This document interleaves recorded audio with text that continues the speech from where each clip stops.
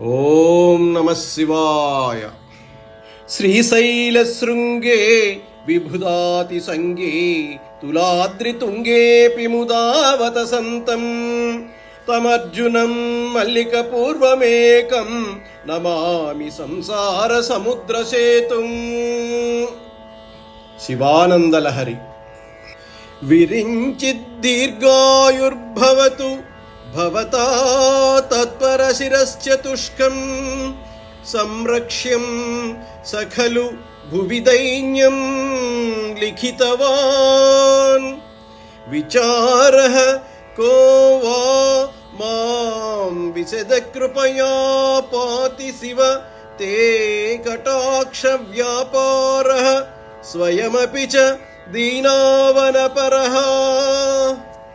ఓ పరమేశ్వరా, బ్రహ్మ మా ముఖమందు దైన్యం వ్రాయుచున్నాడు. అది మాకు ఉపకారముగా ఉన్నది గాని విచారకరం కాదు. అందువలననే కదా దీనపోషకముకు మీ కటాక్షమునకు పాత్రులగుచున్నాము. అయినదేదో అయింది, పోనిమ్ము. ఇక అతని 4 తలలు మాత్రము ఛేదింపకము. ఆ బ్రహ్మ దీర్ఘాయుష్మంతుడగుగాక. ఎటువంటి వారి దైన్యాన్నైనా దూరం చేసి దీనులను రక్షించే దీనజన బాంధవుడు నువ్వు ఉన్నావు కదా. పైగా దీనులను రక్షించడంలో శత్రుమిత్ర భేదం గాని, దేవాసుర భేదం గాని, ఆస్తిక నాస్తిక భేదం గాని లేదు నీకు. వృక్షాలు, వాయువు, చంద్రుడు, సూర్యుడు, మేఘాలు మొదలైనవి స్వపర భేదం లేకుండా తమ తమ వంతు సహకారాలను అందరికీ ఎలా అందిస్తున్నాయో నువ్వు కూడా అలాగే దీనుల్ని రక్షించి వారి తలవ్రాతలనే మార్చివేస్తున్నావు. ఇక మాకేలా భయం? ఫలాద్వా పుణ్యానాం మయి కరుణయా వా త్వయి విభో ప్రసన్నేపి స్వస్మిన్ భవదమల పాదాబ్జయుగళం కథం పశ్యేయం మాం స్థగయతి నమః సంభ్రమజుషాం నిలింపానాం శ్రేణిర్నిజ కనక మాణిక్యమకుటై.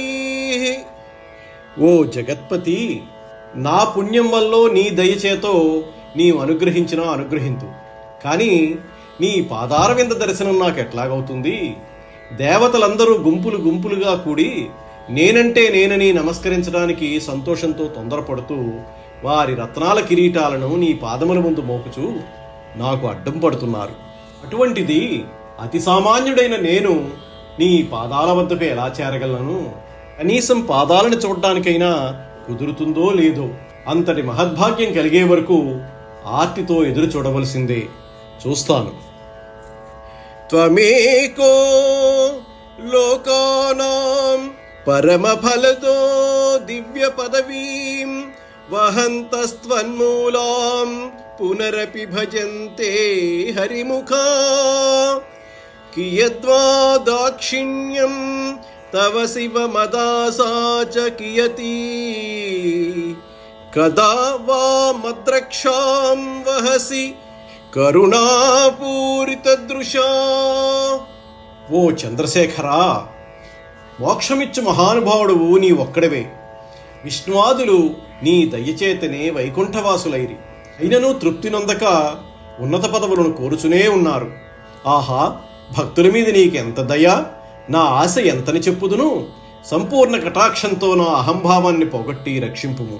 భగవంతుణ్ణి ఆరాధించడంలో కూడా వివిధ పద్ధతులున్నాయి. ఆర్తో జిజ్ఞాసురర్ధార్థి జ్ఞానీచ భరతర్షభ అన్నాడు గీతాచార్యుడు. గజేంద్రుడు తనకు వచ్చిన ఆపద నుండి కాపాడమని అర్థించిన ఆర్తుడు. ఉద్ధవుడు కృష్ణతత్వం తెలుసుకోవాలనుకున్న జిజ్ఞాసు. సుగ్రీవుడు వాలివధను, కిష్కిందాధిపత్యాన్ని ఆశించిన అర్ధార్థి. ఏదీ ఆశించకుండా నిష్కారణంగా నిష్కామంగా ఆనందానుభూతితో హరినామస్మరణ చేసిన ప్రహ్లాదుడు జ్ఞాని. అందుకే భక్తుల వరుసలో ప్రహ్లాదుడు మొట్టమొదటిగా నిలబడ్డాడు. ఇలా ఎంతోమంది ఎన్నో రకాలుగా ఆరాధిస్తే వాళ్ళకి భక్తికి తగినట్టుగా భగవంతుని వాళ్ళని అనుగ్రహిస్తాడు. సకామభక్తికి దేవతలు అష్టైశ్వర్యాలతో సర్వాధిపత్యాన్ని పొందారు. అయినా వారి దాంతో తృప్తి పొందక ఇంకా ఏదో పొందవలసినది ఉన్నది, పొందలేదు అనేటువంటి కోరిక మిగిలి మరల ముక్తి కోసం ప్రాకులాడారు, ప్రార్థించారు. శ్లోకంలో శంకరులు తనకు అటువంటి అసంతృప్తికరమైన భోగభాగ్యాలు, అధికార సార్వభౌమత్వాలు, చివరికి ముక్తి ఫలాన్ని కూడా అక్కరలేదని కేవలం నీ పాద సేవాభాగ్యాన్ని మాత్రమే ప్రసాదించు, అదే నాకు చాలు అని శివుణ్ణి వేడుకున్నారు.